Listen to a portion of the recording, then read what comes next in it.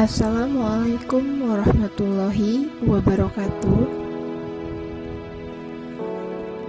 Kami dari kelompok 3 yang beranggotakan saya sendiri Nur Aida, lalu rekan saya Pak Sanuri.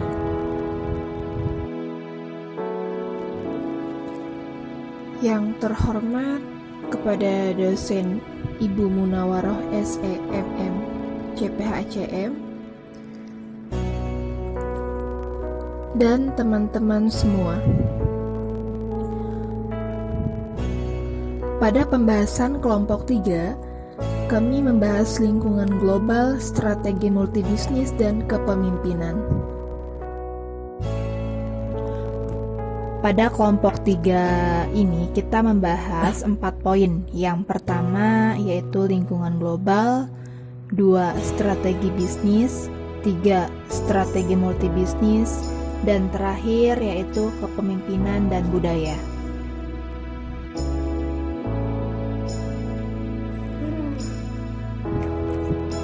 Poin pertama ialah lingkungan global. Faktor yang mempengaruhi kemampuan perusahaan dalam melakukan bisnis global ialah menjual barang atau jasa. Nah, gunanya untuk mencapai perusahaan itu sendiri. Bisnis global ialah kegiatan atau aktivitas dalam pemenuhan kebutuhan dengan membeli atau menjual barang ataupun jasa dari negara yang berbeda. Aktivitas bisnis global tersebut perlu adanya proses manajemen. Pada manajemen global, yaitu manajemen bagi organisasi yang melaksanakan bisnis di lebih dari satu negara.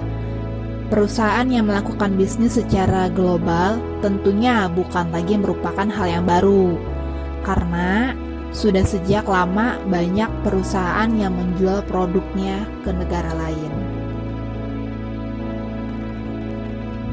Selanjutnya, terdapat 3 analiansi strategi. Yang pertama yaitu pemilihan partner, 2 struktur analisa, dan terakhir penanganan aliansi. Pada 3 poin tersebut, pemilihan partner yaitu di mana harus jelas siapa yang akan kita ajak sebagai kerjasama. Apakah partner tersebut dapat bekerja sama untuk mencapai tujuan strategi dan tujuan aliansinya, serta tidak memanfaatkan aliansinya di masa mendatang. Dan sebagai perusahaan yang akan melakukan aliansi strategi, perlu harus melakukan berbagai langkah seperti mencari informasi mengenai partner tersebut dan mengumpulkan data, serta mencari tahu mengenai partner tersebut. Struktur aliansi.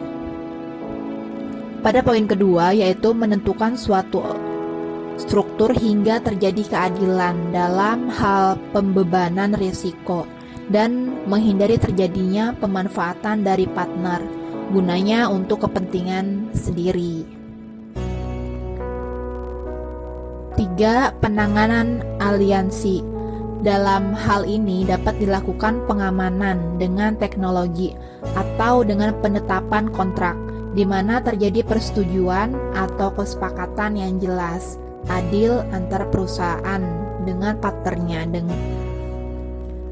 dengan komitmen yang mantap agar tidak terjadi resiko yang tidak diinginkan antara kedua belah pihak.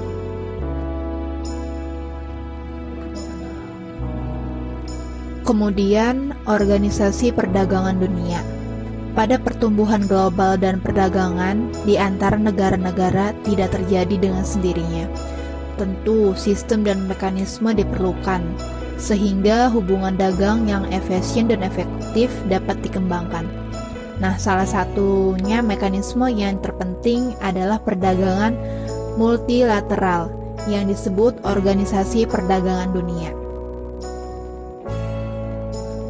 atau WTO, didirikan pada 1 Januari 1995.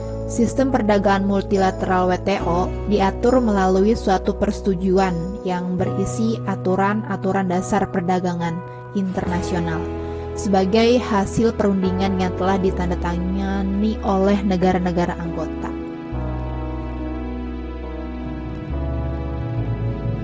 Pada Organisasi Perdagangan Dunia atau WTO memiliki tujuan, yaitu yang pertama, mendorong arus perdagangan antar negara dengan mengurangi dan menghapus berbagai hambatan yang dapat mengganggu kelancaran arus perdagangan barang atau jasa.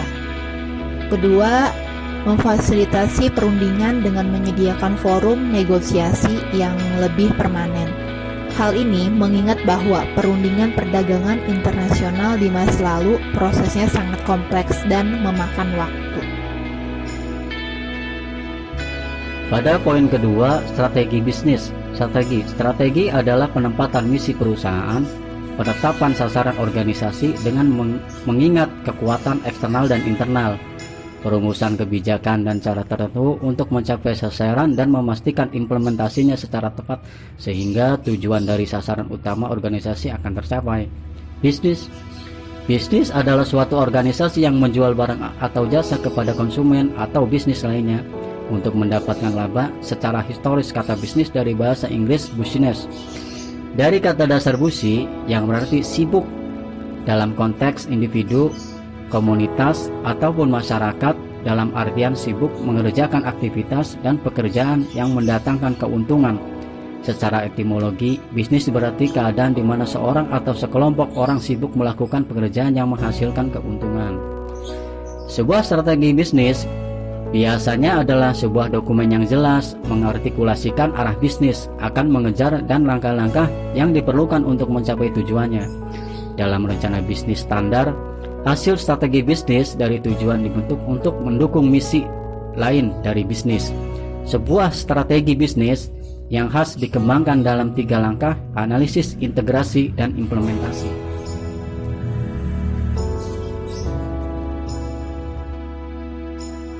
Selanjutnya, sasaran jangka strategi bisnis terbagi 3 bagian. Yang pertama, jangka panjang. Yang kedua, sasaran jangka menengah. Dan yang ketiga, sasaran jangka pendek. Untuk jangka panjang, sasaran ini berhubungan dengan periode waktu yang panjang, umumnya 5 tahun atau lebih. Sasaran jangka menengah ditetapkan untuk periode antara 1 sampai 5 tahun. Perusahaan biasanya memiliki sasaran jangka menengah di beberapa bidang. Sasaran jangka pendek ditetapkan untuk sekitar 1 tahun dan dikembangkan pada beberapa bidang yang berbeda. Meningkatkan penjualan 2% tahun ini, memotong biaya sampai 1% pada kuartal berikutnya, dan mengurangi tingkat keluar masuk karyawan sampai 4% selama 6 bulan berikutnya. Semuanya adalah sasaran jangka pendek. Selain sasaran jangka strategi bisnis, ada juga rumusan strategi melibatkan 3 tahap dasar. Yang pertama, menetapkan sasaran strategis, dan yang kedua, analisis SWOT, dan yang ketiga, mencocokkan organisasi dan lingkungannya. Untuk mencocokkan organisasi dan lingkungannya terdapat 2 bagian. Yang pertama, menganalisis organisasi dan lingkungannya, dan yang kedua, menyesuaikan organisasi dan lingkungannya. Pada penetapan sasaran strategis merupakan sasaran jangka panjang yang langsung berasal dari pernyataan misi perusahaan. Untuk analisis SWOT, setelah tujuan strategi ditetapkan, organisasi biasanya menempuh proses yang disebut analisis SWOT. Proses ini mencakup penilaian kekuatan dan kelemahan organisasi serta peluang dan ancaman lingkungan. Mencocokkan organisasi dan lingkungannya. Yang pertama, menganalisis organisasi dan lingkungannya. Analisis lingkungannya mencakup pengamatan dan penilaian lingkungan terhadap analisis segala ancaman dan peluang, perubahan selera konsumen, dan perlawanan usaha. Dicaplokan oleh perusahaan, pesaing merupakan ancaman. Seperti itu juga peraturan pemerintah yang baru. Ancaman yang lebih penting adalah produk dan kompetitor baru. Sementara itu, peluang mencakup bidang-bidang yang berpotensi untuk diperluas, dikembangkan atau dimanfaatkan perusahaan dengan kekuatan yang ada. Menyesuaikan organisasi dan lingkungannya Langkah terakhir dalam perumusan strategi adalah menyesuaikan ancaman dan peluang dari lingkungan terhadap kekuatan dan kelemahan perusahaan. Proses penyesuaian adalah jantung dari perumusan strategi. Dalam jangka waktu lama, proses itu menentukan apakah suatu perusahaan biasanya mengambil risiko atau berperilaku lebih konservatif. Poin ketiga adalah strategi multibisnis. Perusahaan multibisnis adalah perusahaan yang memiliki dan mengelola lebih dari satu bisnis di Indonesia. Awalnya, perusahaan multibisnis merupakan suatu perusahaan yang mempunyai satu produk yang sangat sukses di pasar. Operasionalisasi perusahaan dikendalikan dengan struktur fungsional, sehingga lebih mudah mengendalikan kegiatan-kegiatan pemasaran, produksi, SDM, dan tentunya keuangan. Poin terakhir adalah kepemimpinan dan budaya. Kepemimpinan, interaksi antara seorang pemimpin dengan orang yang dipimpin untuk mengubah dan juga memberdayakan perilaku orang yang dipimpin sehingga mereka mampu memimpin dirinya sendiri dalam rangka mencapai tujuan organisasi atau pribadi yang sudah ditentukan. Kepemimpinannya dipandu dengan 6 prinsip, yaitu 1. Jangan hanya memberi perintah tapi komunikasikan. Dan yang kedua, pemimpin harus mendengar tanpa prasangka. Dan yang ketiga, mempraktekkan disiplin tanpa formalitas. Keempat, kapten yang terbaik memberi tanggung jawab bukan perintah. Dan yang kelima, kru yang berhasil tampil dengan taat. Dan yang keenam, perubahan yang benar harus permanen. Adapun budaya ialah pola asumsi yang diciptakan atau dikembangkan agar orang dapat menyesuaikan diri dengan kehidupan organisasi.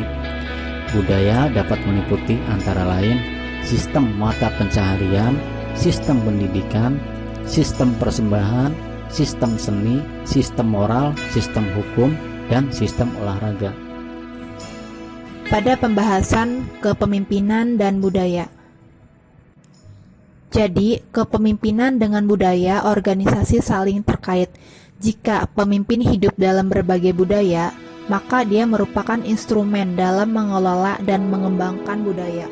Oleh karena itu, salah satu kewajiban pemimpin adalah memahami apa yang dapat dihadapi dan apa yang dikerjakan.